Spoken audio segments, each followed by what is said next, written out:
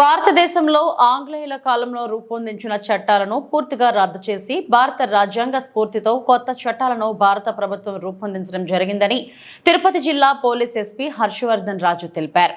నూతన చట్టాలు దేశవ్యాప్తంగా నేటి నుండి అమలుపరచడం జరుగుతుందని తెలిపారు. సోమవారం తిరుపతి జిల్లా పోలీస్ కార్యాలయంలో ఏర్పాటు చేసిన మీడియా సమావేశంలో నూతన చట్టాలకు సంబంధించిన పూర్తి వివరాలను ఎస్పీ మీడియాకు వెల్లడించారు.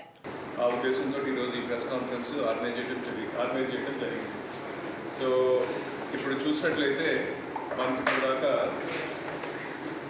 3 చట్టాలు అంటే Indian penal code, criminal procedure code, Indian evidence act. మనకు దాదాపు 1861 నుంచి తర్వాత పోతే 1977 కావచ్చు, తర్వాత ఇండియన్ ఎవిడెన్స్ 1872 కావచ్చు. ఈ 3 చట్టాలు మనకు బ్రిటిష్ టైమ్స్ నుంచి కూడా అవే చట్టాలు అమలు ఉంటాయి. అయితే లాస్ట్ ఇయర్ మనకు మన గవర్నమెంట్, సెంట్రల్ గవర్నమెంట్ కొత్త చట్టాలని రూపొందించడం జరిగింది. సో వాటి పేరు చూసినట్లయితే భారతీయ న్యాయ సంహిత, ఇండియన్ పీనల్ కోడ్కి సంబంధించి, అట్లాగే భారతీయ నాగరిక సురక్షా సంహిత, క్రిమినల్ ప్రొసీజర్ కోడ్కి కరస్పాండింగ్ యాక్ట్, అట్లాగే భారతీయ సాక్ష్య అని 3 చట్టాలు కూడా రూపొందించారు. ఈరోజు 1/7/2024 నుంచి ఈ 3 చట్టాలు కూడా అమలు కావడం జరుగుతుంది. సో ఈ 3 చట్టాలకి సంబంధించి ఒకసారి చూసుకున్నట్లయితే వాటి యొక్క అంటే ప్రధానంగా ఎటువంటి చేంజెస్ అంటే వ్యవస్థలో ఆ యాక్ట్స్లో ఎటువంటి చేంజెస్ తీసుకొచ్చారో దాని మీద చూసినట్లయితే ఇది justice system based on Indian thinking. అంటే న్యాయ వ్యవస్థ మన ఇండియాకి, మన ఆలోచనలకు తగ్గట్టుగా, మన వ్యవస్థలకు తగ్గట్టుగా, మన సొసైటీకి తగ్గట్టుగా రూపొందించడం జరిగింది. ఏదైతే మనకు కలోనియల్ కొన్ని టెక్నాలజీస్, కలోనియల్ లెగసీస్ ఉన్నాయో వాటన్నిటిని కూడా పక్కన పెడుతూ మన కంట్రీకి సంబంధించి, మన యొక్క ఇండియన్ థింకింగ్కి సంబంధించి కూడా చట్టాలు రూపొందించడం జరిగింది. సో దీంట్లో చూసినట్లయితే కొన్ని సబ్కే సాత్ సమాన్ వ్యవహార్, అందరితోటి కూడా ఒకే విధమైన వ్యవహారం, అందరికీ కూడా న్యాయం ఒకటేనే ఆ కీ థీమ్ తోటి ప్రధానంగా ఇది ముందుకెళ్తుంది అనమాట. అట్లాగే ఈ లాస్ అన్నీ కూడా సిటిజన్ సెంట్రిక్ ఉన్నాయి. ఈ చట్టాలన్నింటిలో కూడా చాలా వరకు సిటిజన్స్కి ఎక్కువ బెటర్గా సర్వీస్ చేసే విధంగా, వాళ్ళకి మనం ఎప్పుడు జవాబుదారీతనంగా ఉండే విధంగా రూపొందించడం జరిగింది. దాంట్లో ఫర్ ఎగ్జాంపుల్ చూసినట్లయితే 173(1) నాగరిక సురక్షిత సంహిత ప్రకారం చూసినట్లయితే ప్రతి సిటిజన్కి కూడా వాళ్ళ ఎఫ్ఐఆర్ ఓరల్గా కావచ్చు, ఈవెన్ ఎలక్ట్రానిక్ కమ్యూనికేషన్లో కూడా కంప్లైంట్ చేసుకునేటటువంటి హక్కును కల్పించారు. వాళ్ళు ఎక్కడైనా ఉండొచ్చు. అంటే 2 ఉన్నాయి కాన్సెప్ట్స్ దీంట్లో. 0 ఎఫ్ఐఆర్ అంటే ఒకటి, ఈఎఫ్ఐఆర్.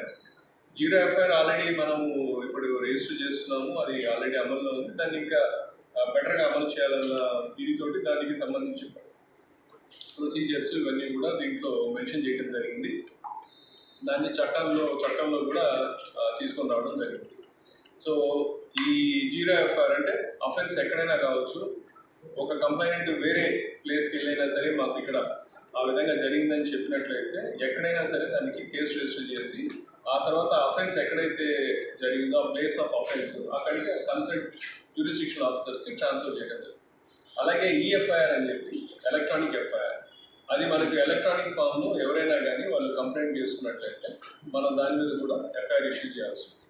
సో ఈ ఎఫ్ఐఆర్ వీటన్నిటికీ సంబంధించి మళ్ళీ చాలా డీటెయిల్గా ఇచ్చారు ఎలా చేయలేంటి, అవన్నీ కూడా మీకు నేను హ్యాండ్అవుట్ సాగిస్తాను. సో దాన్ని చూసుకున్నట్లయితే మనకు కొంత అవగాహన వస్తుంది. అయినప్పుడు తర్వాత సిటిజన్స్ కూడా మనం ఎఫ్ఐఆర్ కాపీస్ అనేది ఖచ్చితంగా అందజేయాల్సిన అవసరం ఉందని చెప్పి దాన్ని కూడా 173(2) BNSSలో మెన్షన్ చేయడం. సో ఆ సెక్షన్ ప్రకారం ఖచ్చితంగా మనం వాళ్ళకి ఎఫ్ఐఆర్ కాపీలు కూడా అందించాల్సి ఉంటుంది. అదే కాకుండా ఈ కేసు యొక్క ప్రోగ్రెస్ గురించి కూడా మనము కంప్లైంట్కి తెలియజేయాల్సిన బాధ్యత కూడా మన పైన ఉంది. ఖచ్చితంగా వాళ్ళకి ఆ నిర్దిష్ట గడువు దీంట్లో చూసినట్లయితే ఇన్వెస్టిగేషన్ జరిగిన 90 రోజుల లోపల ఏంది ఇన్వెస్టిగేషన్ ప్రోగ్రెస్ ఏందని మనం కంప్లైంట్కి చెప్పాల్సిన బాధ్యత మన పైన ఉంది. అట్లాగే రకరకాలు ఉన్నాయి. ఇంకా వాళ్ళ మెడికల్ ఎగ్జామినేషన్ గురించి కావచ్చు, వాళ్ళకి victim has a right to free medical treatment and victim compensation కూడా యాక్ట్లో పొందుపరచడం జరిగిందనమాట. సో ఇట్లా ఇవన్నీ కూడా సిటిజన్ సెంట్రిక్, వాళ్ళకి ఏదైతే మేలు చేసే విధంగా ఉంటుందో ఆ విధంగా ఈ చట్టాలు రూపొందించబడ్డాయని చెప్పి ఈ విధంగా మీకు తెలియ మీ ద్వారా ప్రజలకు తెలియజేస్తాము. అట్లాగే ఒకసారి చూసినట్లయితే ప్రధానమైన మార్పులు ఏంటి చట్టంలో చూసినట్లయితే, ఇప్పుడు భారతీయ న్యాయ సంహితకు వస్తే మొత్తం ఇదివరకు మనకు ఐపీసీ కింద దాదాపు 511 సెక్షన్లు ఉండేవి, కానీ దాన్ని ఇప్పుడు 358 సెక్షన్లకి కుదించడం జరిగింది. అండ్ మోరోవర్ మనకు ఆ యాక్ట్లో ఉన్న లాంగ్వేజ్ కూడా మనకు బ్రిటిష్ ఇంగ్లీష్ ఆ లాంగ్వేజ్ ఎట్లా ఉండదంటే కొంత ఇంటర్ప్రిటేషన్ ఎలా ఇంటర్ప్రిటేట్ చేసుకునే విధంగా ఉండేది. కానీ ఇప్పుడు మనకు ఈ లాస్ చాలా క్లుప్తంగా చాలా క్లియర్గా ఏమంటాము ఎనాక్ట్ చేయడం జరిగిందనమాట. సో దాంతో మనకు కొత్తగా ఒక 20 సెక్షన్స్ కొత్త అఫెన్సెస్ని ఇంక్లూడ్ చేయడం జరిగింది. అయితే దీంట్లో ప్రధానమైన ఇదేమంటే కమ్యూనిటీ సర్వీస్. ఏదైతే కొన్ని అఫెన్సెస్కి మినిమం పనిష్మెంట్ ఉంటాయో ఆ పనిష్మెంట్ ప్లేస్లో వాళ్ళని కమ్యూనిటీ సర్వీస్ చేసే విధంగా చెప్పడం జరిగింది. సపోజ్ ఏదైనా చిన్న యాక్సిడెంట్ కేసు అయింది, లేకపోతే వాళ్ళ ర్యాషన్ నెగ్లిజెంట్ ఇది ఉంది, అలాంటి వాటిలో మనం వాళ్ళని ఒక 1 డే లేకపోతే ఫ్యూ అవర్స్ వాళ్ళకి కమ్యూనిటీ సర్వీస్ చేసే విధంగా కూడా చట్టంలో రూపొందించారు. అంటే దాంట్లో ఉన్నాయి 5,000 పనిష్మెంట్ అయితే ఎన్ని డేస్ ఇవ్వాలి, తర్వాత 10,000 పనిష్మెంట్ అయితే ఎన్ని డేస్ అట్లా దానికి సంబంధించి ఉన్నాయి. అవి కూడా ఇది చాలా కొన్ని అఫెన్సెస్లో కూడా క్వాంటమ్ ఆఫ్ పనిష్మెంట్ కూడా పెంచడం జరిగింది. అంటే ఎస్పెషల్లీ అగేన్స్ట్ ఈ క్రైమ్ అగేన్స్ట్ ఉమెన్ ఉన్న వాటిలో కొంత పనిష్మెంట్ కూడా పెంచడం జరిగింది. అట్లాగే ఉమెన్కి సంబంధించి చిల్డ్రన్కి సంబంధించిన అఫెన్సెస్ అన్నీ కూడా ఒకే చాప్టర్లో తీసుకొని రావడం జరిగింది. అంతకుముందు కొన్ని వెనక అట్లా ఉంది. ఇప్పుడు కాకుండా వాళ్ళిద్దరికి సంబంధించిన అఫెన్సెస్ అన్నీ కూడా ఒకే చాప్టర్లోకి పొందుపరచడం జరిగింది అనమాట. అట్లాగే భారతీయ నాగరిక సురక్ష సంహిత చూస్తే అది కూడా దీంట్లో 484 సెక్షన్స్ ఉండేది, ఇది మటుకు 531 సెక్షన్స్కి పెంచారు. ప్రొసీజర్స్ కొంచెం డీటెయిల్డ్గా మెన్షన్ చేయడం జరిగింది.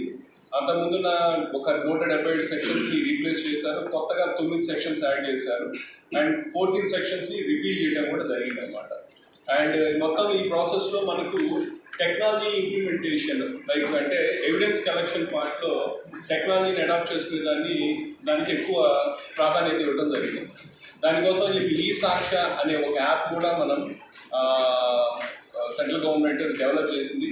అంటే మనకు సీన్ ఆఫ్ అఫెన్స్ దాన్ని వీడియోగ్రఫీ చేయటము, విట్నెసెస్ యొక్క స్టేట్మెంట్స్ వీడియోగ్రఫీ చేయటము, తర్వాత సెర్చ్ మన ఒక పోలీస్ ఆఫీసర్ ఒక ప్లేస్కి వెళ్ళి సెర్చ్ చేస్తాము దాన్ని వీడియోగ్రఫీ చేయటము, అండ్ ఈ సీన్ అబ్జర్వేషన్ని అంతా కూడా వీడియోగ్రఫీ, ఇవన్నీ కూడా ఈ వీడియోగ్రఫీ అన్నీ కూడా కంపల్సరీ థింగ్స్ చేసి దానికి సంబంధించిన డిజిటల్ ఎవిడెన్స్ ఈ ఫోరెన్సిక్ ఎవిడెన్స్కి చాలా సిగ్నిఫికెన్స్ ఇవ్వడం జరిగింది.